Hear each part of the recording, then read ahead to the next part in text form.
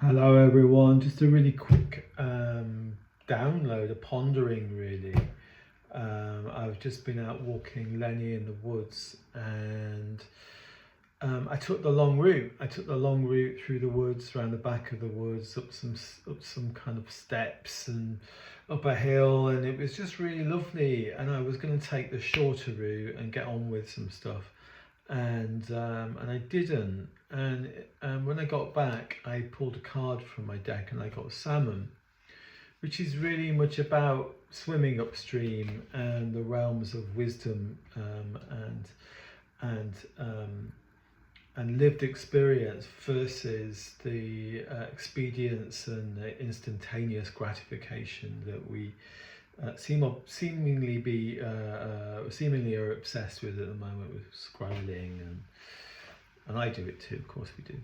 But you know, it's interesting, isn't it, that we get so used to having things instantly delivered, you know, and instantly instantly at our fingertips, that we tend to forget the lived experience of waiting for something, or living through reading a book slowly. You know, look at that thing, Blink. Is it called Blinkist or Blinklist or something? And it can do these amazing books in 15 minutes.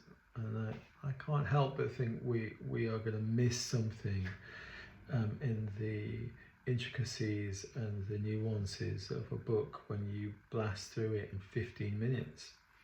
So Salmon's kind of is the opposite of that. Salmon is read a paragraph and really look for the nuance, look for all the information that maybe the author is channeling that isn't quite immediate. And I'm also thinking, because I was also thinking on my walk about this new moon. So I don't know if any of you are aware that there's this very powerful new moon coming on the 19th. Looking at my chart over here, and it's really big for me because it's all the new moon is conjunct Neptune and Saturn, and there's this whole big procession of planets at the moment in Neptune, and a couple of them are in Aries, and they're bang on my Chiron, which happens to be the exact degree of the new moon, so 28 degrees Pisces. So it's going to be a very interesting homecoming, a return, if you like, for me. What's this related to salmon? Well, you think of a salmon swimming upstream, and how much energy, and it's not at all the easy route. And Chiron is our wounding, and our place of our deepest wounding, and the place of our deepest healing. And you know, whether I like it or not, it is all going to be activated. And there's a new zenith coming with this new moon. So for sure, there's just so much activity around it. So we're probably going to feel very dreamy. We're probably going to feel very activated in terms of the realms of the imagination. And with a bit of, look, you know, the Saturn conjunction there is going to give us some structure to bring that into reality, and I'm hoping it's going to bring me a slew of new healing. So it's an interesting thing as well, because Pisces, of course, you know, you could say salmon, you know, Pisces the fish, salmon very much feels connected to Pisces. So I thought I'd read you the excerpt from the book which I wrote about salmon. There's tons of stuff in Celtic lore, Finmakul, and you know, the salmon of wisdom, and salmon being the oldest creature I know from the Mabinogi. But this is what I wrote. Salmon, the wisdom keeper. Deep wisdom, elder knowledge, cultural resistance. Well, that's resistance from the culture of expedience and instant gratification and lived experience. So in Celtic lore, the salmon is the oldest, wisest of all creatures, the keeper of memory when the world forgets. Our culture scorns age in favour of youth, dismissing valuable wells of wisdom. Salmon swims against this current, teaching that true knowledge isn't information but lived experience. Honour the elders, listen and learn from the richness of experience. I wish I'd done that more when I was a kid.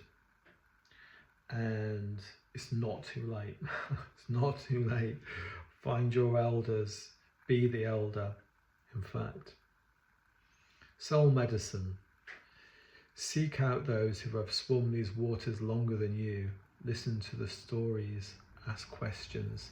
Sit with unhurried knowledge. Resist cultural obsession with the new and the expedient. Value the slow-gained wisdom our hectic world discards and overlooks.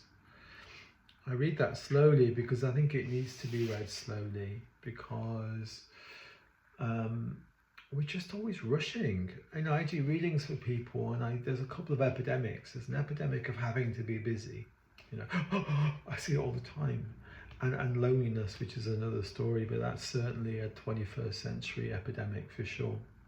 So you could actually resolve a couple of those maladies with an afternoon drinking tea with some friends you've not seen for a while, or a relative, or just having a long chat, a long unhurried chat.